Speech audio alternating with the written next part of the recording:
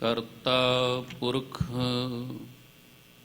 ਨਿਰਭਉ ਨਿਰਵੈਰ ਅਕਾਲ ਮੂਰਤ ਅਜੂਨੀ ਸੈਭੰ ਗੁਰ ਪ੍ਰਸਾਦ। ਜਪ ਆਦ ਸਚ ਜੁਗਾਦ ਸਚ ਹੈ ਭੀ ਸਚ ਨਾਨਕ ਹੋਸੀ ਭੀ ਸਚ। ਹੋਏ ਇਕੱਤਰ ਮਿਲੋ ਮੇਰੇ ਭਾਈ ਦੁਬਿਧਾ ਦੂਰ ਕਰੋ ਲਿਵ ਲਾਏ। ਹਰ ਨਾਮੈ ਕੇ ਹੋਵੋ ਜੋੜੀ ਗੁਰਮੁਖ ਬੈਸੋ ਸਫਾ ਵਿਛਾਏ।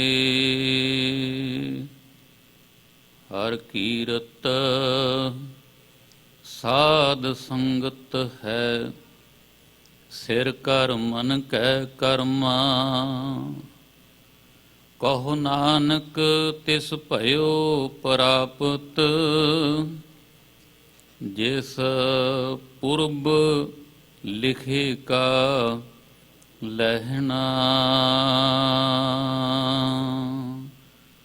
ਪਰਮ ਸਤਿਕਾਰਯੋਗ ਜੁਗੋ ਜੁਗ ਅਟਲ ਸ਼ਬਦ ਗੁਰੂ ਦਸਾਂ ਪਾਤਸ਼ਾਹੀਆਂ ਦੀ ਜੋਤ ਧੰਨ ਧੰਨ ਸ੍ਰੀ ਗੁਰੂ ਗ੍ਰੰਥ ਸਾਹਿਬ ਜੀ ਮਹਾਰਾਜ ਦੇ ਪ੍ਰਕਾਸ਼ ਸਜੇ ਦਰਬਾਰ ਅੰਦਰ ਵਿਸ਼ੇਸ਼ ਤੌਰ 'ਤੇ ਅੱਜ ਆਪਾਂ ਹਫ਼ਤਾਵਾਰੀ ਗੁਰੂ ਕੇ ਦਰਬਾਰ ਦੀਆਂ ਹਾਜ਼ਰੀਆਂ ਭਰ ਕੇ ਲਾਹਾ ਲੈਣ ਦਾ ਯਤਨ ਕਰ ਰਹੇ ਹਾਂ। ਜਿਹੜਾ ਯਤਨ ਭਲੇ ਉਦਮ ਦੇ ਰੂਪ ਵਿੱਚ ਸਾਨੂੰ ਅਕਾਲ ਪੁਰਖ ਵਾਹਿਗੁਰੂ ਜੀ ਵੱਲੋਂ ਪ੍ਰਸਾਦ ਮਿਲਦਾ ਹੈ। ਸੋ ਸਾਹਿਬ ਦਾ ਕੋਟਾਨ ਕੋਟ ਧੰਨਵਾਦ ਕਰੀਏ, ਅਰਦਾਸ ਵੀ ਕਰੀਏ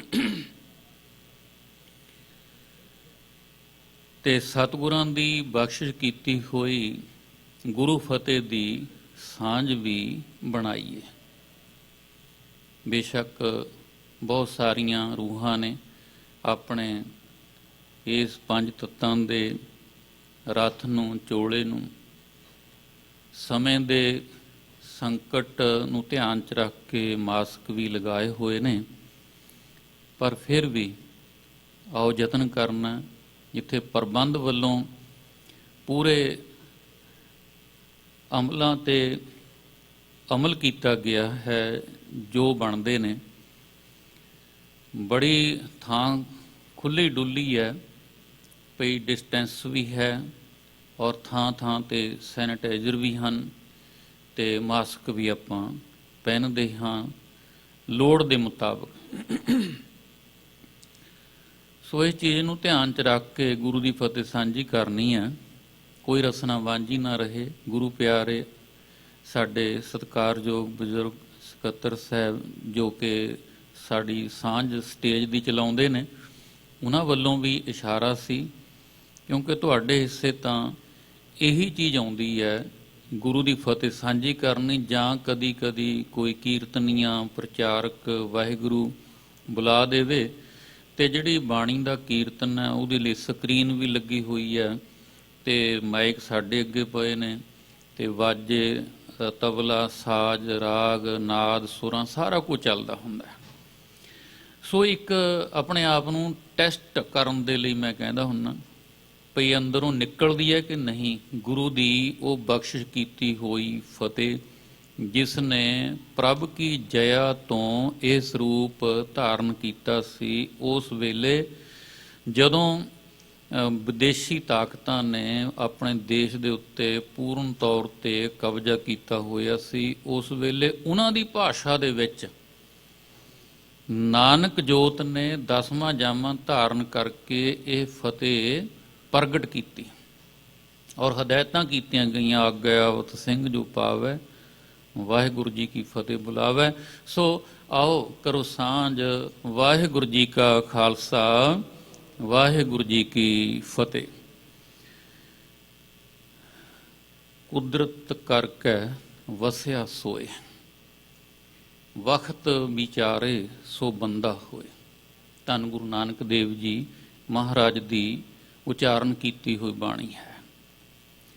ਤੇ ਇਸ 'ਤੇ ਮੈਂ ਵੀ ਯਤਨ ਕਰਾਂਗਾ ਸਟੇਜ ਦੇ ਸਮੇਂ ਦਾ ਧਿਆਨ ਰੱਖਾਂ ਤੇ ਇਹਦੇ ਉੱਤੇ ਬੈਠ ਕੇ ਆਪ ਸੰਗਤਾਂ ਦੀ ਸਾਂਝ, ਜਿਹੜਾ ਸਮੇਂ ਦਾ ਵਰਤਾਰਾ ਹੋ ਰਿਹਾ ਹੈ, ਉਸ ਵੱਲ ਵੀ ਧਿਆਨ ਦਿਵਾਵਾਂ, ਤਾਂ ਕਿ ਸਾਡਾ ਇਹ ਜੁੜ ਬੈਠਣਾ ਸਫਲਾ ਹੋ ਜਾਵੇ। ਸਿਰਫ ਕਿਤੇ ਰੀਤ ਬਣ ਕੇ ਨਾ ਰਹਿ ਜਾਵੇ ਵੀ ਚਲੋ ਜੀ ਚੱਲੇ ਆ ਗੁਰਦੁਆਰੇ, ਐਤਵਾਰ ਹੈ, ਸੰਡੇ ਹੈ, ਆਪਾਂ ਨਹੀਂ ਸੀ ਗਏ ਕਿਤੇ, ਹੋ ਆਈਏ। ਆਮ ਜਿਹੀ ਗੱਲ ਚੱਲਦੀ ਹੈ ਵੀ ਹੋ ਆਈਏ, ਗੁਰੂ ਘਰ ਮੱਥਾ ਟੇਕਾਂਗੇ, ਬਹੁਤ ਪ੍ਰਬੰਧ ਵਧੀਆ ਕੀਤਾ ਹੋਇਆ, ਸੈਰ ਕਰਾਂਗੇ, ਪਹਾੜੀਆਂ ਬੜੀਆਂ ਰਮਣੀਕ ਨੇ ਤੇ ਲੰਗਰ ਵੀ ਛਕਣ ਨੂੰ ਹੈ, ਕਿਸੇ ਚੀਜ਼ ਦੀ ਕੋਈ ਘਾਟ ਨਹੀਂ। ਇੰਨਾ ਕੁਝ ਹੁੰਦੇ ਹੋਏ ਜੇਕਰ ਸਿਰਫ ਰੀਤ ਰਹਿ ਗਈ, ਅਗਲੀ ਗੱਲ ਹੈ ਪ੍ਰੀਤ ਦੀ, ਤੇ ਪ੍ਰੀਤ ਦਾ ਪ੍ਰਸਾਦ ਜੇ ਨਾ ਮਿਲਿਆ ਤਾਂ ਬਹੁਤ ਅਫਸੋਸ, ਬੜਾ ਘਾਟਾ ਮਹਿਸੂਸ ਕੀਤਾ ਜਾਵੇਗਾ। ਸੋ ਇਹਨਾਂ ਚੀਜ਼ਾਂ ਨੂੰ ਧਿਆਨ 'ਚ ਰੱਖ ਕੇ, ਜਿੱਥੇ 2 ਸਾਲ ਤੋਂ ਲਗਭਗ ਕਰੋਨਾ ਕੋਵਿਡ ਵਾਇਰਸ ਦਾ ਜਿਹੜਾ ਸੰਕਟ ਚੱਲ ਰਿਹਾ ਹੈ ਦੁਨੀਆ ਦੇ ਵਿੱਚ, ਜਿਸ ਨੂੰ ਮਹਾਮਾਰੀ ਵੀ ਕਿਹਾ ਗਿਆ ਹੈ, ਤੇ ਦੂਜਾ ਆਪਾਂ ਨੂੰ ਖਾਸ ਕਰਕੇ 5 ਆਬਾਂ ਦੀ ਧਰਤੀ ਦੇ ਵਸਿੰਦਿਆਂ ਨੂੰ ਨਿੱਤ ਮੁਹਿੰਮਾਂ ਦੀ ਕਹਾਣ ਆ ਜਿਹੜੀ, ਉਹ ਵੀ ਚੱਲ ਰਹੀ ਹੈ। ਉੱਧਰ ਲੋਕਡਾਊਨ ਤੇ ਉੱਧਰ ਕਿਸਾਨੀ ਅੰਦੋਲਨ, ਬੜੀ ਇੱਕ ਪ੍ਰੀਖਿਆ ਦਾ ਸਮਾਂ, ਮਹਾਮਾਰੀ ਤੇ ਉਹਦੇ ਵਿੱਚ ਹੀ ਕਰਨਾ ਪੈ ਜਾਵੇ ਅੰਦੋਲਨ, ਤੇ ਪੂਰਨ ਬਹੁਮਤ ਸੱਤਾਧਾਰੀ ਅੰਨੇ ਬੋਲੇ ਦੇਸ਼ ਦੇ ਸਰਬਰਾਹਾਂ ਨੂੰ ਮਿਲ ਜਾਵੇ ਮੌਕਾ, ਜੋ ਵੀ ਜੀ ਆਇਆ ਮਨ ਚਾਹੀਆਂ ਕਰਨੇ ਦਾ। ਔਰ ਫਿਰ ਇਹਨਾਂ ਦੀ ਤਕਲੀਫ ਜਿਹੜੀ ਹੁੰਦੀ ਹੈ, ਬੋਝ ਪੈਂਦਾ ਇਹੋ ਜਿਹੀਆਂ ਕਾਰਵਾਈਆਂ ਦਾ, ਇਹੋ ਜਿਹੀਆਂ ਮਹਾਮਾਰੀਆਂ ਦਾ ਬੋਝ ਕਿਹਨਾਂ ਤੇ ਪੈਂਦਾ? ਜਿਹੜੇ ਸਹਿਣ ਯੋਗੇ ਹੁੰਦੇ ਨੇ। ਜਿਵੇਂ ਆਪਾਂ ਕਿਰਸਾਨੀ ਨਾਲ ਜੁੜੇ ਹੋਏ ਹਾਂ, ਜਦੋਂ ਕਿਤੇ ਬੜੇ ਬਲਦ ਦੇ ਨਾਲ ਛੋਟਾ ਬੱਚਾ ਜੋੜ ਦੇਣਾ ਤੇ ਨੈੜ ਵੱਡੇ ਬਲਦ ਵੱਲ ਪਾ ਦਿੱਤਾ ਜਾਂਦਾ ਸੀ। ਪੰਜਾਲੀ ਦਾ ਜਿਹੜਾ ਸੈਂਟਰ ਹੈ, ਆਪਾਂ ਨੂੰ ਕਹਿੰਦੇ ਸੀ ਵੀ ਵੱਡੇ ਬਲਦ ਦੇ ਵੱਲ ਨੂੰ ਨੈੜ ਕਰ ਦਿਓ ਤਾਂ ਕਿ ਛੋਟੇ ਤੇ ਜ਼ੋਰ ਨਾ ਪਵੇ, ਲੋੜ ਨਾ ਪਵੇ। ਕਿਰਸਾਨ ਵੀ ਪਾ ਦਿੰਦਾ ਸੀ, ਤੇ ਜੇ ਕੁਦਰਤੀ ਵਜਨ ਹੋਣਾ ਜਾਂ ਕਿਤੇ ਕੱਚੇ ਪਿੱਲੋ 'ਚੋਂ ਲੰਘਣਾ ਤਾਂ ਸਾਰਾ ਲੋੜ ਉਹ ਵੱਡੇ ਤੇ ਹੀ ਪੈ ਜਾਂਦਾ ਸੀ। ਬਿਲਕੁਲ ਇਸੇ ਤਰ੍ਹਾਂ ਹੀ 5 ਦਰਿਆਵਾਂ ਦੀ ਧਰਤੀ ਦਾ ਜਿਹੜਾ ਇਤਿਹਾਸ ਹੈ, ਆਦਿਕਾਲ ਯੁੱਗ ਤੋਂ ਦਰਿਆਂ ਦੇ ਨਾਲ ਜੁੜਿਆ ਹੋਇਆ ਜਿਹੜਾ ਇਤਿਹਾਸ ਹੈ, ਕਿ ਜਿਹੜਾ ਵੀ ਕੋਈ ਹੱਲਾ, ਕੋਈ ਝੋਲਾ ਆਉਂਦਾ ਕਿਸੇ ਵੀ ਪ੍ਰਕਾਰ ਦਾ, ਤਾਂ ਉਹ ਸਭ ਤੋਂ ਪਹਿਲਾਂ ਸਾਡੇ ਬਜ਼ੁਰਗਾਂ ਨੂੰ ਝੱਲਣਾ ਪਿਆ, ਸਾਨੂੰ ਝੱਲਣਾ ਪਿਆ।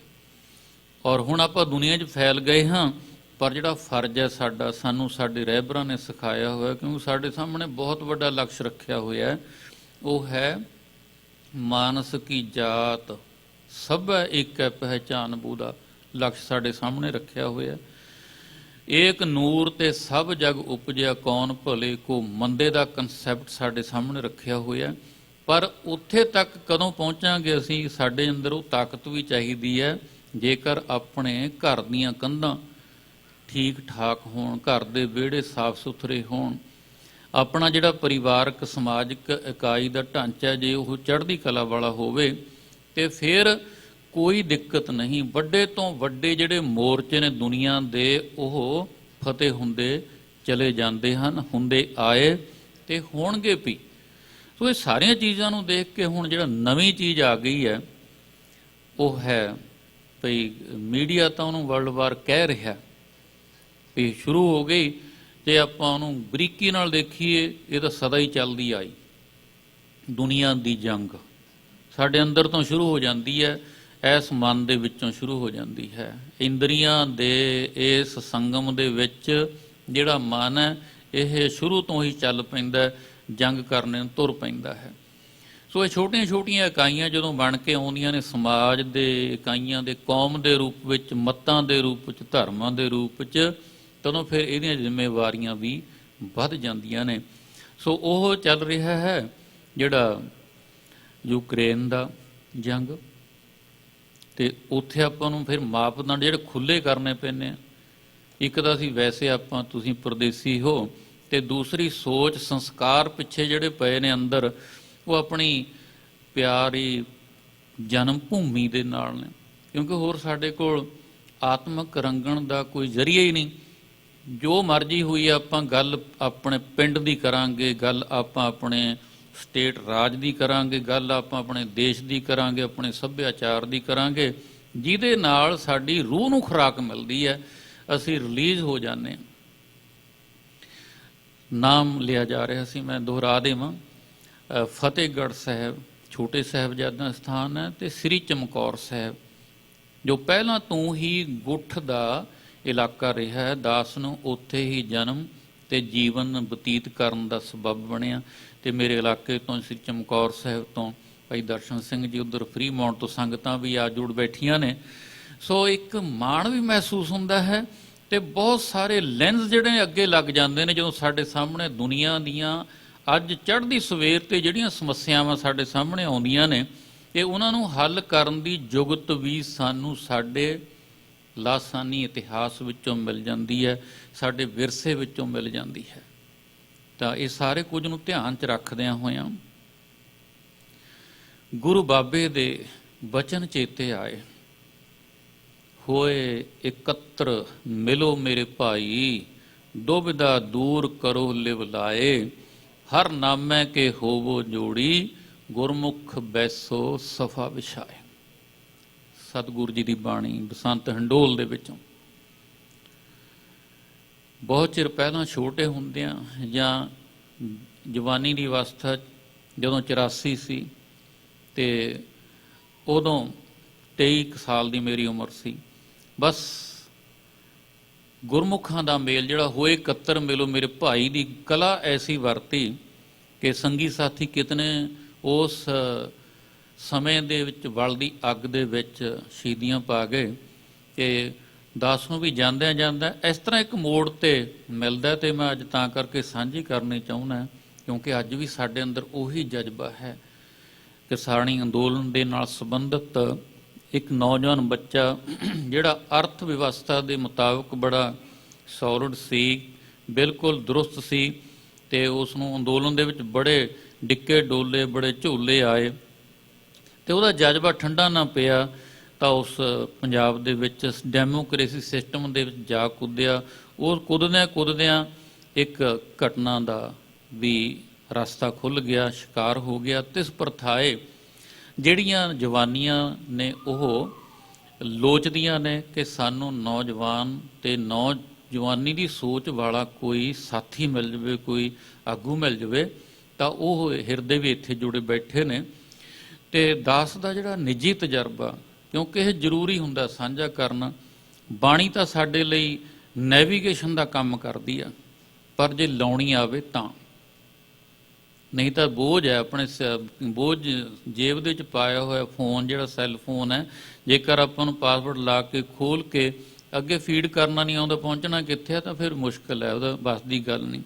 ਇਹ ਕਬੀਰ ਜੀ ਵੀ ਆਪਾਂ ਬਚਨ ਪੜ੍ਹ ਰਹੇ ਸੀ ਕਬੀਰ ਦੇ, ਭਈ ਕਬੀਰ ਸੱਚਾ ਸਤਿਗੁਰ ਕਿਆ ਕਰੈ, ਜੋ ਸਿੱਖਾਂ ਮੈਂ ਚੂਕ, ਅੰਧੇ ਏਕ ਨਾ ਲੱਗ ਗਈ, ਜੋ ਬਾਂਸ ਵਜਾਈਏ ਫੂਕ।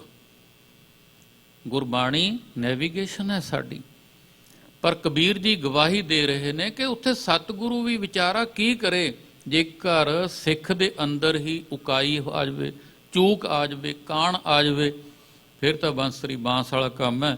ਵੀ ਇੱਧਰ ਨੂੰ ਫੂਕ ਮਾਰੀ, ਦੂਜੇ ਪਾਸੇ ਨਿਕਲ ਗਈ, ਅਤੇ ਜਿੰਨੀਆਂ ਕੁ ਆਵਾਜ਼ਾਂ ਨਿਕਲੀਆਂ ਉਹੀਆਂ ਜਿਹੀਆਂ ਸਿੱਖ ਅੰਦਰ ਨਿਕਲ ਹੀ ਜਾਂਦੇ। ਨਿੱਤ ਪ੍ਰਤੀ ਦਿਨ ਆਪਾਂ ਨੁਕਤਾ ਚੀਨੀ ਦਾ ਸ਼ਿਕਾਰ ਹੋ ਰਹੇ ਹਾਂ, ਜਿਹੜੀ ਕਿ ਅੰਦਰੂਨੀ ਫੁੱਟ ਦਾ ਕਾਰਨ ਬਣਦੀ ਜਾ ਰਹੀ ਹੈ।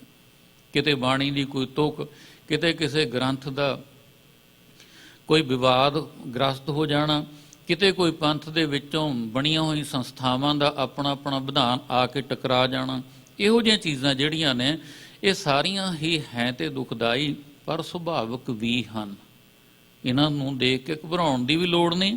ਉੱਥੇ ਵੀ ਸਾਨੂੰ ਗੁਰਬਾਣੀ ਹੀ ਸਾਡੀ ਬਾਂਹ ਫੜ ਕੇ ਕਹਿੰਦੀ ਹੈ, ਸਾਡਾ ਇਤਿਹਾਸ ਕਹਿੰਦਾ ਹੈ ਕਿ ਦੇਖੋ ਜੇ ਨਾਨਕ ਜੋਤ ਜਿਹੜੀ ਆ, ਜਿਸ ਦੀ ਗਵਾਹੀ ਭਾਈ ਗੁਰਦਾਸ ਜੀ ਕਹਿੰਦੇ ਨੇ ਕਿ ਸਤਿਗੁਰ ਨਾਨਕ ਪ੍ਰਗਟਿਆ ਮਿਟੀ ਧੁੰਦ ਜਗ ਚਾਨਣ ਹੋਆ। ਉਹ ਕਹਿੰਦੇ ਨੇ ਮਾਰਿਆ ਸਿੱਕਾ ਜਗਤ ਵਿੱਚ ਨਾਨਕ ਨਿਰਮਲ ਪੰਥ ਚਲਾਇਆ। ਤਦ ਉੱਥੇ ਇਤਿਹਾਸ ਨੂੰ ਪੜ੍ਹ ਕੇ ਪਤਾ ਲੱਗਦਾ ਵੀ ਲੋੜ ਪੈਣ ਤੇ ਆਪਣੇ ਸਕੇ ਪੁੱਤਰ ਨੂੰ ਕਿਹਾ, ਨਾ ਬੇਟਾ ਤੂੰ ਇਸ ਦੇ ਯੋਗ ਨਹੀਂ ਹੈ ਔਰ ਲੈਣਾ ਇਸ ਦੇ ਯੋਗ ਹੈ। ਤੇ ਜਦੋਂ ਉਹ ਗੁਰੂ ਅੰਗਦ ਦੇਵ ਜੀ ਹੋਏ ਤਾਂ ਉਹਨਾਂ ਨੇ ਆਪਣੇ ਦੋਨਾਂ ਪੁੱਤਰਾਂ ਦਾਤੂ ਅਤੇ ਦਸ ਨੂੰ ਕਹਿ ਦਿੱਤਾ, ਬੇਟਾ ਮੇਰੇ ਪੁੱਤਰ ਜ਼ਰੂਰ ਹੋ, ਪਰ ਜਿਹੜਾ ਆਹ ਪਰਿਵਾਰ ਹੈ ਸਿੱਖੀ ਦਾ, ਇਸ ਦੇ ਬੋਝ ਨੂੰ, ਇਹਦੀ ਜ਼ਿੰਮੇਵਾਰੀ ਸੰਭਾਲਣ ਦੀ ਯੋਗਤਾ ਤੁਹਾਡੇ ਅੰਦਰ ਨਹੀਂ ਹੈ। ਇਹ ਉਹ ਸੇਵਕ ਅਮਰਦਾਸ ਦੇ ਵਿੱਚ ਹੈ। ਅੱਗੇ ਅਮਰਦਾਸ ਗੁਰੂ ਹੋ ਕੇ ਉਹਨਾਂ ਨੇ ਆਖਿਆ, ਬੇਟਾ ਮੋਹਣ, ਬੇਟਾ ਮੋਰੀ, ਤੁਸੀਂ ਮੇਰੇ ਪੁੱਤਰ ਜ਼ਰੂਰ ਹੋ, ਅੱਛੇ ਹੋ, ਲੇਕਿਨ ਆਹ ਜਿਹੜੀ ਜ਼ਿੰਮੇਵਾਰੀ ਹੈ ਇਹ ਤੁਹਾਡੇ ਵੱਸ ਦੀ ਗੱਲ ਨਹੀਂ ਹੈ। ਇਹ ਤਾਂ ਸੇਵਕ ਰਾਮਦਾਸ ਜੀ ਇਸ ਦੇ ਯੋਗ ਨੇ। ਦੇਖੋ ਇਤਿਹਾਸ ਸਾਡੀ ਗਵਾਹੀ ਭਰਦਾ। ਔਰ ਅੱਗੇ ਦਸਮ ਪਾਤਸ਼ਾਹ ਤੱਕ, ਜਦੋਂ ਇਹ ਜੋਤ ਦਸਮ ਪਾਤਸ਼ਾਹ ਤੱਕ ਅੱਪੜ ਜਾਂਦੀ ਹੈ, ਤਦੋਂ ਇਤਿਹਾਸ ਦੇ ਝਰੋਖੇ ਚੋਂ ਕਦੀ ਝਾਤੀ ਮਾਰ ਕੇ ਦੇਖੀਏ ਵੀ ਸਿਰਫ 9 ਸਾਲ ਦੀ ਆਯੂ ਦੇ ਵਿੱਚ ਇਤਨਾ ਵੱਡਾ ਦਾਨ ਪਿਤਾ ਦੇ ਸੀਸ ਦਾ ਕਰਨ ਉਪਰੰਤ ਫਿਰ ਦਾਅ ਤੇ ਲਾ ਦੇਣਾ ਆਪਣਾ ਪਰਿਵਾਰ। ਤੇ ਉਹਦੇ ਵਿੱਚ ਮੈਂ ਕਈ ਵਾਰੀ ਸੋਚਦਾ ਹੁੰਦਾ ਜਦੋਂ ਇਤਿਹਾਸ ਪੜ੍ਹਦੇ ਹਾਂ ਵੀ ਗੁਰੂ ਗੋਬਿੰਦ ਸਿੰਘ ਸਾਹਿਬ ਜੀ ਦੇ ਪਾਸ ਉਹਨਾਂ ਦੀ ਭੂਆ ਦੇ 5 ਪੁੱਤਰ ਸਨ। ਉਮਰ ਦੇ ਵਿੱਚ ਹੀ ਵੱਡੇ ਨੇ, ਸਾਰੇ ਬਲਵਾਨ ਨੇ, ਸੂਰਮੇ ਨੇ। ਬੀਬੀ ਵੀਰੋ ਦੇ 5 ਪੁੱਤਰ। ਕਦੀ ਧਿਆਨ ਦਿਓ ਕਿਸ ਤਰ੍ਹਾਂ ਇਕਾਈਆਂ ਜੁੜਦੀਆਂ ਨੇ। ਸਤਿਗੁਰੂ ਸੱਚੇ ਪਾਤਸ਼ਾਹ ਜੀ ਨੇ ਯੋਗਤਾ ਨੂੰ ਕਿਸ ਤਰੀਕੇ ਦੇ ਨਾਲ, ਕਿਹਨਾਂ ਰੰਗਾਂ ਰੂਪਾਂ ਦੇ ਵਿੱਚ ਆਪਣੇ ਪਾਸ ਰੱਖਿਆ ਹੋਇਆ ਸੀ, ਮਤਲਬ ਪਰਿਵਾਰ ਦੇ ਵਿੱਚੋਂ ਵੀ। ਔਰ ਇੱਕ ਐਸਾ ਪਰਿਵਾਰ ਸਾਜ ਦਿੱਤਾ ਸਾਡੇ ਸਾਹਮਣੇ ਕਿ ਅੱਜ ਜਿਹੜੀ ਹੋਛੀ ਜੀ ਨੀਤੀ ਕਰਕੇ ਦੇਸ਼ ਦੇ ਵਾਰਸ ਬਣੇ ਹੋਏ ਨੇ, ਪਰਜਾ ਅੰਧੀ ਹੈ, ਗਿਆਨ ਤੋਂ ਬਿਨਾਂ ਆਟੇ ਤੇ ਦਾਲ ਦੇ ਨਾਲ ਆਪਣੀ ਜ਼ਮੀਰਾਂ ਨੂੰ ਵੇਚ ਰਹੇ ਨੇ ਲੋਕ। ਉਸ ਦੇਸ਼ ਦੇ ਸਰਬਰਾਹ ਸਾਨੂੰ ਭੁਲੇਖੇ ਵੀ ਪਾਉਂਦੇ ਨੇ ਭਈ ਗੁਰੂ ਗੋਬਿੰਦ ਸਿੰਘ ਬਿਹਾਰ ਤੋਂ ਸੀ। ਪਤਾ ਨਹੀਂ ਉੱਥੇ ਉਹ ਪਰਦਾ ਖੁੱਲ੍ਹੇ ਹੀ ਨਹੀਂ, ਕਦੇ ਸੋਚਿਆ ਹੀ ਨਹੀਂ ਵੀ ਗੁਰੂ ਗੋਬਿੰਦ ਸਿੰਘ ਸਾਹਿਬ ਜੀ ਨੇ ਕਿੱਥੇ ਬਿਦਰ, ਕਿੱਥੇ ਗੁਜਰਾਤ। ਪੰਜੇ ਪਿਆਰਿਆਂ ਦੀ ਜਦੋਂ ਸਾਜਨਾ ਕੀਤੀ, ਪੰਜੇ ਪਿਆਰਿਆਂ ਦੇ ਭੂਗੋਲਿਕ ਸਥਾਨ ਤੇ ਪੰਜਾਂ ਪਿਆਰਿਆਂ ਦੀਆਂ ਕਥਿਤ ਜਿਹੜੀਆਂ ਜਾਤੀਆਂ ਆਖੀਆਂ ਜਾਂਦੀਆਂ ਸੀ ਉਹ ਵੀ ਅਲੱਗ-ਅਲੱਗ। ਔਰ ਪੰਜੇ ਪਿਆਰਿਆਂ ਦੇ ਨਾਮ, ਕਿਤਨੀ ਕਮਾਲ ਦੀ ਦਾਤ ਸਾਨੂੰ ਸੱਚੇ ਪਾਤਸ਼ਾਹ ਨੇ ਬਖਸ਼ਿਸ਼ ਕੀਤੀ ਹੈ। ਸੋ ਅੱਜ ਦੇ ਸਮੇਂ ਜਦੋਂ ਆਪਾਂ ਇਹਨਾਂ ਕਈ ਸਾਰੀਆਂ ਸਮੱਸਿਆਵਾਂ ਦੇ ਵਿੱਚੋਂ ਦੀ ਲੰਘ ਰਹੇ ਹਾਂ ਤਾਂ ਸੰਗਤਾਂ ਨੂੰ ਬੜੀ ਆਸ ਹੁੰਦੀ ਹੈ, ਪ੍ਰਚਾਰਕਾਂ ਤੇ, ਕਥਾਵਾਚਕਾਂ ਤੇ, ਢਾਡੀਆਂ ਤੇ, ਚਾਹੀਦੀ ਵੀ ਹੈ। ਲੇਕਿਨ ਨਿਰੋਪੂਰੀ ਜੇ ਆਪਾਂ ਕਹਿ ਦਈਏ ਕਿ ਬੁਲਾਰਾ ਹੀ ਸਾਰਾ ਕੁਝ ਕਰੂਗਾ, ਨਹੀਂ ਭਾਈ। ਸੰਗਤ ਦੇ ਵਿੱਚ ਇਹੋ ਜਿਹੀ ਸੋਚ ਦੇ ਮਾਲਕ ਹੁੰਦੇ ਨੇ ਕਿ ਜਿਨ੍ਹਾਂ ਦੇ ਪਾਸ ਬਹੁਤ ਬਖਸ਼ਿਸ਼ਾਂ ਦਾ ਖਜ਼ਾਨਾ ਹੁੰਦਾ, ਬਸ ਲੋੜ ਹੁੰਦੀ ਹੈ ਕਿ ਉਹਨਾਂ ਨੂੰ ਉਜਾਗਰ ਕਰਨਾ।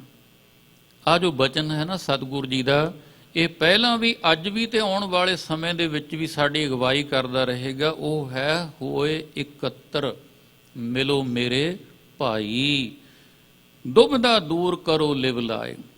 ਇਸ ਪਾਵਨ ਸਥਾਨ ਦੇ ਪ੍ਰਬੰਧਕ ਸੇਵਾਦਾਰ ਜਦੋਂ ਉਹਨਾਂ ਨਾਲ ਮਿਲਦੇ ਬੈਠਦੇ ਤਾਂ ਕਈ ਵਾਰ ਕੋਈ ਨੁਕਤਾ ਸਾਂਝਾ ਕਰ ਲੈਂਦੇ, ਭਾਈ ਸਾਹਿਬ ਇਹਦੇ ਬਾਰੇ ਕੀ ਵਿਚਾਰ ਹੈ।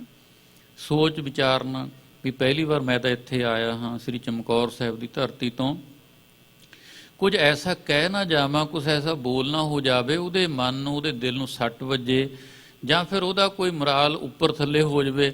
ਬੜਾ ਕੁਝ ਸੋਚਣਾ ਪੈਂਦਾ ਪਰ ਗੁਰਬਾਣੀ ਸਾਡਾ ਇੱਕ ਐਸਾ ਸਹਾਰਾ ਹੈ। ਮੈਂ ਕਹਿੰਦਾ ਹੁੰਦਾ ਕਿ ਆਪਣੇ ਕੋਲ ਜਿਹੜੀ ਇਕਾਈ ਹੈ ਉਸ ਇਕਾਈ ਨੂੰ ਸਲਾਮਤ ਰੱਖੀਏ, ਪਹਿਲੀ ਗੱਲ। ਕਿਉਂਕਿ ਛੋਟੀਆਂ ਛੋਟੀਆਂ ਇਕਾਈਆਂ ਜਦੋਂ ਜੁੜਦੀਆਂ ਨੇ ਤਾਂ ਇਹ ਇੱਕ ਬਹੁਤ ਵੱਡੀ ਤਾਕਤ ਬਣ ਜਾਇਆ ਕਰਦੀ ਹੈ। ਨਿੱਕੀਆਂ ਨਿੱਕੀਆਂ ਇਕਾਈਆਂ, ਪਹਿਲੀ ਤਾਂ ਇਕਾਈ ਸਾਡੀ ਉਹ ਆਪਣਾ ਸਰੀਰ ਇੱਕ ਇਕਾਈ ਹੈ।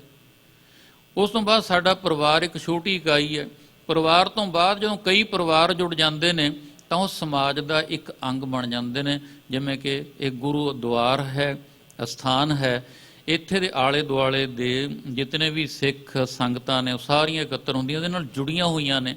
ਸਾਡਾ ਉਹ ਵਜੂਦ ਜਿਹਨੂੰ ਆਪਾਂ ਕਹਿੰਦੇ ਸਮਾਜਿਕ ਜੀਵਨ, ਇੱਕ ਤਾਂ ਹੋ ਗਿਆ ਨਾ ਜਾਤੀ ਜੀਵਨ, ਇੱਕ ਹੋ ਗਿਆ ਜਮਾਤੀ ਜੀਵਨ।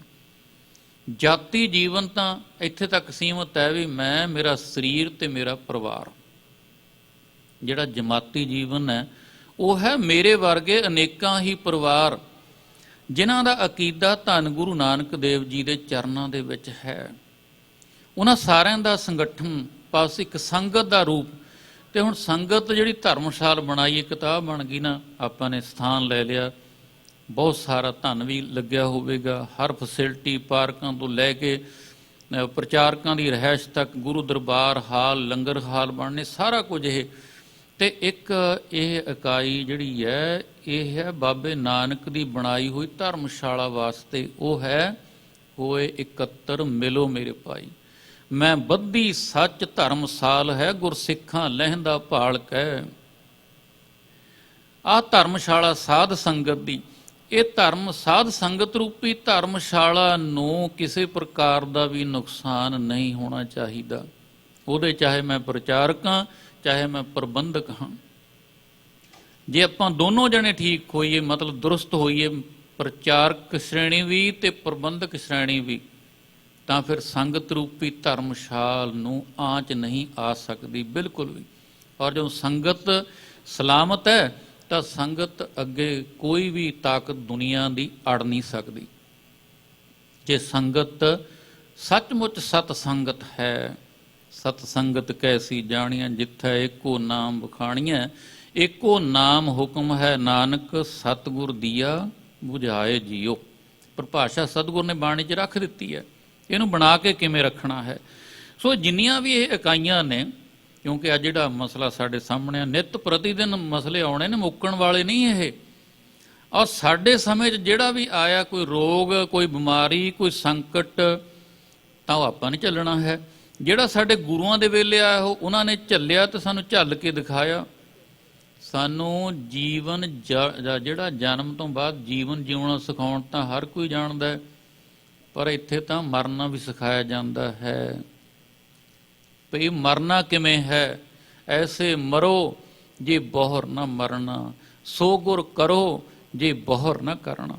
ਬਾਣੀ ਦੇ ਵਿੱਚ ਪਰਿਭਾਸ਼ਾ ਦੇ ਦਿੱਤੀ। ਜਿਤਨੇ ਦੇਖਦੇ ਆਪਾਂ ਨੌਜਵਾਨ ਖਾਸ ਕਰਕੇ ਅੰਦੋਲਨ ਦੇ ਵਿੱਚ, ਮਰਨ ਦਾ ਆਨੰਦ ਕੁਝ ਹੋਰ ਸੀ। ਕੋਈ ਇਲਜ਼ਾਮ ਲੱਗ ਕੇ ਜਾਂ ਕਿਤੇ ਕੋਈ ਨਸ਼ੇ ਪ੍ਰਸਤ, ਨਸ਼ੇ ਦੀ ਹੋੜ ਦੇ ਵਿੱਚ ਨੌਜਵਾਨ ਮਰ ਗਿਆ, ਮਾਪੇ ਪਛਤਾਉਂਦੇ ਰਹੇ ਵੀ ਪੁੱਤਰਾ ਜੇ ਕਿਤੇ ਨਾ ਅੰਦੋਲਨ 'ਚ ਜੇ ਕਿਤੇ ਕੋਈ ਚੰਗੇ ਕੰਮ ਕਰਦਾ ਹੋਇਆ ਤੈਨੂੰ ਮੌਤ ਆਉਂਦੀ ਤਾਂ ਸਾਡਾ ਸਿਰ ਵੀ, ਸਾਡਾ ਜਿਉਣਾ ਵੀ ਸਫਲਾ ਹੋ ਜਾਂਦਾ। ਇਹ ਕਹਿੰਦੇ ਸੁਣੇ ਨੇ ਮਾਪੇ, ਔਰ ਬਿਲਕੁਲ ਇਹ ਸੱਤ ਵੀ ਹੈ। ਹੁਣ ਇਹ ਸਾਰੀਆਂ ਚੀਜ਼ਾਂ ਨੂੰ ਆਪਾਂ ਲੋੜਦੇ ਹਾਂ। ਜਾਤੀ ਜੀਵਨ ਵੀ ਸਾਡਾ ਸਹੀ ਹੋਣਾ ਚਾਹੀਦਾ, ਭਾਵ ਕਿ ਮੇਰਾ ਤਨ ਵੀ ਦਰੁਸਤ ਹੋਵੇ, ਮਨ ਮੇਰਾ ਨਿਰਮਲ ਹੋਵੇ, ਆਤਮਾ ਸ਼ਾਂਤ ਹੋਵੇ। ਇਹ ਤਾਂ ਹੋ ਗਈ ਜਾਤੀ ਜੀਵਨ ਦੀ ਇਕਾਈ। ਉਦੋਂ ਬਾਅਦ ਪਰਿਵਾਰ ਤੋਂ ਬਾਅਦ ਮੇਰੇ ਰਿਸ਼ਤੇਦਾਰ ਆ, ਮੇਰੇ ਆਂਢੀ ਗੁਆਂਢੀ ਹੈ, ਕੌਮ ਹੈ, ਮੇਰੇ ਦੇਸ਼ ਦੇ ਲੋਕ ਨੇ। ਇਹ ਫਿਰ ਸਮਾਜਿਕ ਜੀਵਨ ਹੈ, ਜਮਾਤੀ ਜੀਵਨ। ਪਰ ਇਹ ਦੋਨਾਂ ਦੇ ਲਈ ਨੁਕਤਾ ਇੱਕੋ ਕੰਮ ਕਰੂਗਾ, ਇੱਕੋ ਨੁਕਤਾ ਕੰਮ ਕਰਦਾ ਹੈ। ਉਹ ਕੀ ਹੈ? ਸਤਿਗੁਰੂ ਸੱਚੇ ਪਾਤਸ਼ਾਹ ਜੀ ਦਾ ਬਖਸ਼ਿਆ ਹੋਇਆ ਇੱਕ ਨਾਮ ਦਾ ਕਵਚ। ਨਾਮ ਦਾ ਕਵਚ, ਕਿਉਂਕਿ ਨਾਮ ਤੋਂ ਹੀ ਸ੍ਰਿਸ਼ਟੀ ਉਪਜੀ ਹੈ, ਨਾਮ ਦੇ ਆਸਰੇ ਹੀ ਚੱਲਦੀ ਹੈ। ਤੇ ਜਿਹੜੇ ਪ੍ਰਾਣੀ, ਖਾਸ ਕਰਕੇ ਮਨੁੱਖਾਂ ਵਿੱਚੋਂ ਸਿੱਖ, ਗੁਰੂ ਦਾ ਬਖਸ਼ਿਆ ਹੋਇਆ ਪ੍ਰਭੂ ਜੀ ਦਾ ਨਾਮ ਸੰਭਾਲਦੇ ਨੇ, ਨਾਮ ਜਪਦੇ ਨੇ, ਨਾਮ ਸਿਮਰਦੇ ਨੇ, ਨਾਮ ਕਮਾਈ ਕਰਦੇ ਨੇ, ਉਹ ਜਾਤੀ ਤੇ ਜਮਾਤੀ ਤੌਰ ਤੇ ਜੀਵਨ ਨੂੰ ਸਫਲਾ ਕਰ ਜਾਂਦੇ ਨੇ। ਪਰ ਹੁਣ ਸਮੱਸਿਆ ਇਹ ਆ ਜਾਂਦੀ ਹੈ ਭਈ ਇਹ ਹੁੰਦਾ ਕੀ ਚੀਜ਼ ਹੈ। ਕਿਉਂਕਿ ਜਦ ਦੁੱਖਾਂ ਦੀ ਗੱਲ ਆਈ ਨਾ, ਤੇ ਦੁੱਖ ਅਤੇ ਸੁੱਖ ਸਾਡੇ ਮਾਪਦੰਡ ਨੇ ਸਾਡੇ ਜੀਵਨ ਦੇ, ਇਹਨਾਂ ਦੇ ਨਾਲ ਹੀ ਸਾਡੇ ਜੀਵਨ ਦੀ ਹੋਣ ਦਾ ਪਤਾ ਲੱਗਦਾ। ਜੇ ਬੰਦਾ ਬੋਲੇ ਹੀ ਨਾ ਪਿਆ, ਇੱਕਦਮ ਸ਼ੱਕ ਹੁੰਦੀ ਹੈ ਵੀ ਇਹ ਜੀਵਤ ਵੀ ਹੈ ਕਿ ਨਹੀਂ। ਪਏ ਬੰਦੇ ਨੂੰ ਦੇਖ ਕੇ ਆਪਾਂ ਆਖਦੇ ਹਾਂ। ਤੇ ਅਗਲੀ ਗੱਲ, ਜਦ ਕੋਈ ਬੰਦਾ ਚੀਸ ਵੱਟਦਾ ਨਾ, ਕੋਈ ਟੀਸ ਕੱਢਦਾ ਆਪਣੇ ਅੰਦਰ ਤੋਂ, ਡਾਕਟਰ ਨਹੀਂ ਘਬਰਾਉਂਦਾ ਕਦੇ ਵੀ। ਕਿਸੇ ਹਾਦਸੇ ਗ੍ਰਸਤ ਹੋ ਜਾਵੇ ਜਾਂ ਕੋਈ ਇਹੋ ਜਿਹੀ ਗੱਲ ਹੋ ਜਾਵੇ, ਅਟੈਕ ਵਗੈਰਾ, ਤੇ ਆਪਾਂ ਡਾਕਟਰ ਕੋਲ ਜਾਂਦੇ ਹਾਂ ਤੇ ਡਾਕਟਰ ਕਹਿੰਦਾ ਪਾਸੇ ਹਟ ਜਾਓ। ਮਰੀਜ਼ ਨੇ ਜੇ ਤਾਂ ਟੀਸ ਵੱਟ ਲਈ ਥੋੜ੍ਹੀ ਜਿਹੀ, ਡਾਕਟਰ ਕਹਿੰਦਾ ਕੋਈ ਗੱਲ ਨਹੀਂ, ਘਬਰਾਓ ਨਾ, ਮੈਨੂੰ ਜਿਹੜੀ ਚੀਜ਼ ਚਾਹੀਦੀ ਸੀ ਉਹ ਮਿਲ ਗਈ, ਮੈਂ ਹੁਣ ਕੁਛ ਕਰ ਸਕਦਾ ਇਹਦੇ 'ਤੇ, ਕਿਉਂਕਿ ਇਹ ਜੀਵਤ ਹੈ, ਇਹ ਜੀਵਦਾ ਹੈ, ਇਹਨੂੰ ਹੋਸ਼ ਹੈ, ਇਹ ਤਕਲੀਫ ਮੰਨ ਰਿਹਾ, ਇਹਨੂੰ ਪਤਾ ਲੱਗ ਰਿਹਾ ਤਕਲੀਫ ਹੈ। ਅਗਲੀ ਗੱਲ ਹੈ ਵੀ ਕਿਹੜੀ ਤਕਲੀਫ ਹੈ, ਉਹ ਮੈਂ ਇਹਦੇ ਨਾਲ ਮਿਲ ਕੇ ਲੱਭ ਲੈਣੀ ਹੈ ਤੇ ਇਹਦੀ ਦਵਾਈ ਵੀ ਲੱਭ ਲੈਣੀ ਹੈ। ਬਿਲਕੁਲ ਇਸੇ ਤਰ੍ਹਾਂ ਹੀ ਹੈ ਗੁਰੂ ਪਿਆਰੋ, ਸਾਡਾ ਜਾਤੀ ਜਮਾਤੀ ਜੀਵਨ ਤੇ ਸਾਡਾ ਮਾਨਸਿਕ ਸਰੀਰਕ ਤੇ ਅਧਿਆਤਮਿਕ ਜੀਵਨ। ਤੇ ਇਹਦੇ ਵਾਸਤੇ ਸਤਿਗੁਰੂ ਸੱਚੇ ਪਾਤਸ਼ਾਹ ਨੇ ਸਾਨੂੰ ਇੱਕੋ ਇੱਕ ਦਵਾਈ ਬਖਸ਼ੀ ਹੈ, ਕਿਉਂਕਿ ਰੋਗ ਵੀ ਇੱਕੋ ਹੀ ਹੈ, ਇਹਦੀ ਦਵਾਈ ਵੀ ਇੱਕੋ ਹੈ। ਰੋਗ ਹੈ ਵਿਛੋੜਾ, ਵਿੱਥ, ਦੂਰੀ, ਭੁੱਲਣਾ, ਅੰਧੇਰ, ਅਗਿਆਨਤਾ, ਤੇ ਦਵਾਈ ਹੈ ਨਾਮ, ਸੱਚਾ ਗਿਆਨ, ਵਿਵੇਕ, ਗੁਰੂ, ਸੁਚੱਜਾ ਜੀਵਨ। ਇਹ ਦਵਾਈ ਹੈ ਇਸ ਦੀ। ਸੰਸਾਰ ਰੋਗੀ, ਨਾਮ ਦਾਰੂ, ਮੈਲ ਲਾਗੈ ਸੱਚ ਬਿਨਾ। ਇੱਕ ਇਤਿਹਾਸ ਦੇ ਝਰੋਖੇ ਚੋਂ ਜਰਾ ਯਤਨ ਕਰੀਏ।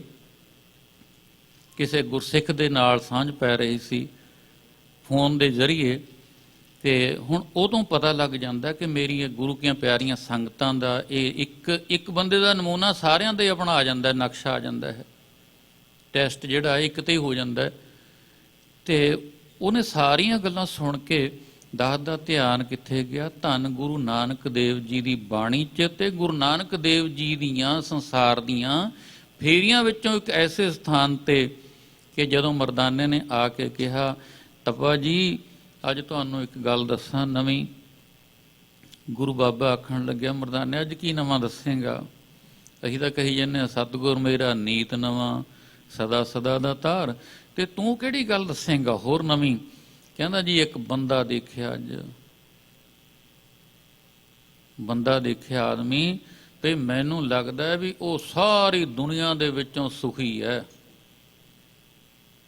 ਨੌਕਰ ਚਾਕਰ ਨੇ, ਗੱਦੀ ਦੇ ਉੱਤੇ ਬੈਠਾ ਹੈ, ਪਿੱਛੇ ਪੱਖਾ ਵੀ ਝੁੱਲ ਰਿਹਾ ਹੈ, ਨੌਕਰ ਪੱਖਾ ਚੱਲਦਾ, ਔਰ ਉਹਦੇ ਕੋਲ ਗੱਲਾ ਹੈ, ਗੱਲੇ 'ਚ ਧਨ ਆ ਰਿਹਾ ਹੈ, ਗਾਹਕ ਦੀ ਆਵਾਜਾਈ ਹੈ, ਨੌਕਰ ਚਾਕਰ ਲੱਗੇ ਹੋਏ ਨੇ। ਗੁਰੂ ਸਾਹਿਬ ਜੀ ਉਹ ਸੁਣਦੇ ਸੁਣਦੇ ਹੱਸ ਪਏ। ਜਦੋਂ ਗੁਰੂ ਜੀ ਹੱਸਦੇ ਸੀ, ਮਰਦਾਨੇ ਨੂੰ ਸ਼ੱਕ ਹੁੰਦਾ ਸੀ ਆਪਣੇ ਕੀਤੇ ਕਰਨੀ 'ਤੇ ਵੀ, ਗੁਰੂ ਜੀ ਤਪਾ ਜੀ ਤੁਸੀਂ ਤਾਂ ਹੱਸਦੇ ਹੋ, ਕੋਈ ਵਿੱਚ ਰਮਜ ਹੈ।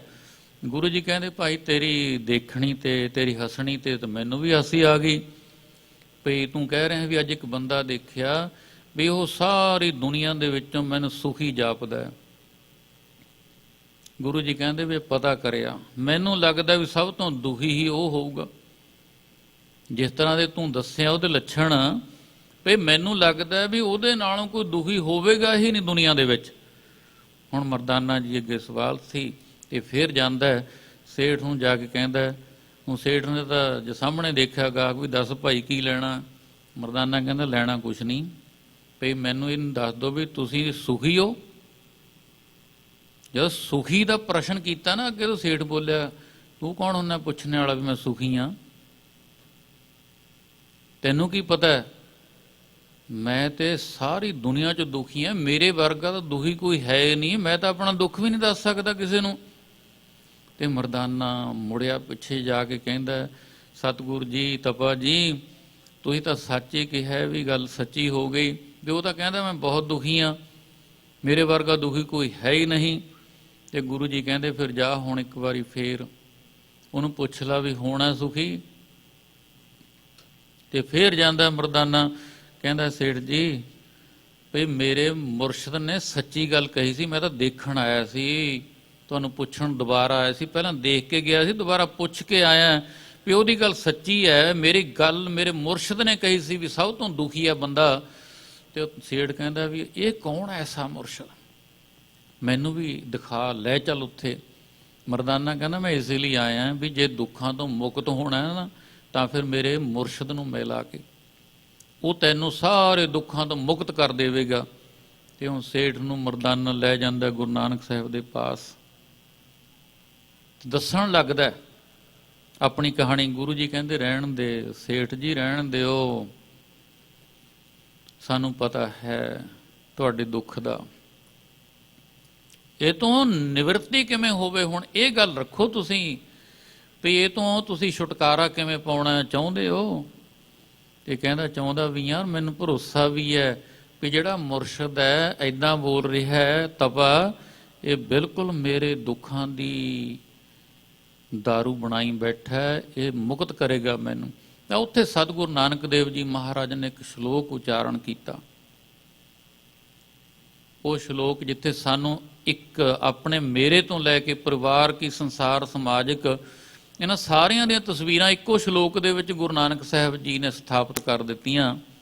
ਕੀ ਬਚਨ ਆਇਆ, ਸਹੰਸਰਦਾਨ ਦੇ ਇੰਦਰ ਰੁਆਇਆ, ਪਰਸਰਾਮ ਰੋਵੈ ਘਰ ਆਇਆ, ਅਜੈ ਸੋ ਰੋਵੈ ਭਿਖਿਆ ਖਾਏ, ਐਸੀ ਦਰਗਹਿ ਮਿਲੈ ਸਜਾਏ, ਰੋਵੈ ਰਾਮ ਨਿਕਾਲਾ ਭਇਆ, ਸੀਤਾ ਲਖਮਣ ਵਿਛੜ ਗਿਆ, ਰੋਵੈ ਦਹਿ ਸਿਰ ਲੰਕ ਗਵਾਏ, ਜਿਨ ਸੀਤਾ ਆਂਦੀ ਡੌਰੂ ਵਾਏ, ਰੋਵੈ ਪਾਂਡਵ ਭਏ ਮਜੂਰ, ਜਿਨ ਕੈ ਸੁਆਮੀ ਰਹਿਤ ਹਦੂਰ, ਰੋਵੈ ਜਨਮੇਜਾ ਖੋਏ ਗਿਆ, ਏਕੀ ਕਾਰਨ ਪਾਪੀ ਭਇਆ, ਰੋਵਹਿ ਰਾਜੇ ਕੰਨ ਪੜਾਏ, ਘਰ ਘਰ ਮੰਗੈ ਭਿਖਿਆ ਜਾਏ, ਰੋਵੈ ਕਿਰਪਨ ਸੰਚੈ ਧਨ ਜਾਏ, ਪੰਡਤ ਰੋਵਹਿ ਗਿਆਨ ਗਵਾਏ, ਬਾਲੀ ਰੋਵੈ ਨਾਹਿ ਪਧਾਰ, ਨਾਨਕ ਦੁਖੀਆ ਸਭ ਸੰਸਾਰ। ਇੱਥੇ ਤੱਕ ਪੂਰੇ ਨਕਸ਼ਾ ਉਹਨਾਂ ਕਾਵਾਂ ਦਾ, ਚਾਹੇ ਉਹ ਰਮਾਇਣ ਹੈ, ਚਾਹੇ ਉਹ ਮਹਾਭਾਰਤ ਹੈ, ਜਾਂ ਇਸਲਾਮ ਦੇ ਕੋਈ ਇਤਿਹਾਸਕ ਗ੍ਰੰਥ ਹੋਣ ਨਾਲ ਸੰਬੰਧਿਤ ਉਹਨਾਂ ਦਾ, ਜਿਤਨੇ ਵੀ ਪੁਰਾਤਨ ਤੋਂ ਪੁਰਾਤਨ ਇਤਿਹਾਸ ਦੇ ਝਰੋਖੇ ਨੇ ਸਾਰਿਆਂ ਦਾ ਇੱਥੇ ਜ਼ਿਕਰ ਕਰ ਦਿੱਤਾ ਔਰ ਉਹਨਾਂ ਦੇ ਖਾਸ ਨਾਮ ਦਰਜ ਕਰ ਦਿੱਤੇ। ਕਿਆ ਦੇਖ ਲਾ ਕਿੱਡੀ ਲੰਬੀ ਲੜੀ ਹੈ। ਔਰ ਬਾਲੀ ਰੋਵੈ ਨਾਹੇ ਪਧਾਰ ਤੱਕ ਦੀਆਂ ਤਸਵੀਰਾਂ ਖਿੱਚ ਕੇ ਰੱਖ ਦਿੱਤੀਆਂ ਅੱਗੇ। ਬਾਲੀ ਮਤਲਬ ਬਾਲੜੀ, ਪਧਾਰ ਦਾ ਮਤਲਬ ਪਤੀ, ਜੀਵਨ ਸਾਥੀ ਦੇ ਵਿਛੋੜੇ ਕਾਰਨ ਬਿਲਕਦੀ ਇੱਕ ਬਾਲੜੀ ਤੋਂ ਲੈ ਕੇ ਉਹ ਸਹੰਸਰਦਾਨ ਇੰਦਰ ਦੇਵਤੇ ਤੱਕ ਦੀਆਂ ਤਸਵੀਰਾਂ ਖਿੱਚ ਕੇ ਰੱਖ ਦਿੱਤੀਆਂ ਸਾਹਮਣੇ ਸਤਿਗੁਰੂ ਨਾਨਕ ਦੇਵ ਜੀ ਮਹਾਰਾਜ ਨੇ। ਇਹ ਪੰਕਤੀ ਨੂੰ ਆਪਾਂ ਆਮ ਕਰਕੇ ਇੰਝ ਪੜ੍ਹ ਲੈਂਦੇ ਹਾਂ ਵੀ ਨਾਨਕ ਦੁਖੀਆ ਸਭ ਸੰਸਾਰ, ਸੋ ਸੁਖੀਆ ਜਿਸ ਨਾਮਦਾਰ। ਇਹ ਪੰਕਤੀ ਬਾਹਰੋਂ ਹੈ, ਪਰ ਗੁਰਬਾਣੀ ਦੇ ਵਿੱਚ ਜਿਹੜਾ ਦਾ ਸਰੂਪ ਉਹ ਇਹ ਹੈ ਕਿ ਬਾਲੀ ਰੋਵੈ ਨਾਹੇ ਪਧਾਰ, ਨਾਨਕ ਦੁਖੀਆ ਸਭ ਸੰਸਾਰ।